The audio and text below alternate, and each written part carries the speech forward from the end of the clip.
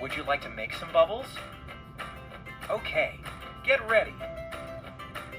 We can make them from soap and water.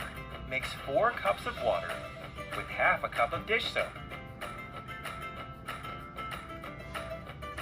Stir it up. This is your bubble solution. Then get your bubble wand. It can be a plastic one from the store, or you can make a bubble wand by making a loop at the end of a pipe cleaner. Now comes the cool part. Dip your wand in your solution.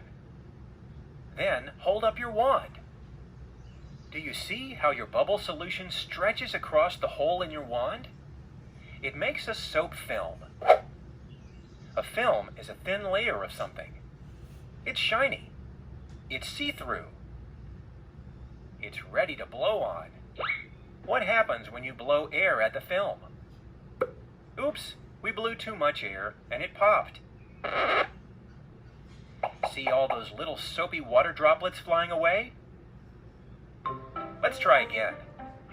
Blow more gently. Ah, that's it. The air pushes against the soap film. The air makes it stretch. Your film of soapy water is filled with air. And then comes the special moment. The film breaks free from your wand, and it closes around the air inside it.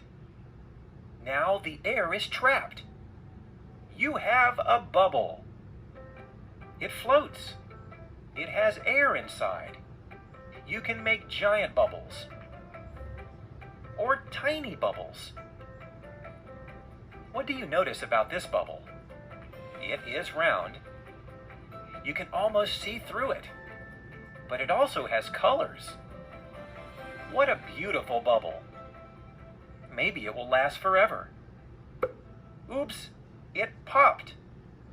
Bubbles pop as they blow in the wind, when they land on something, and when people pop them. It's fun to blow bubbles, and it's fun to pop them too.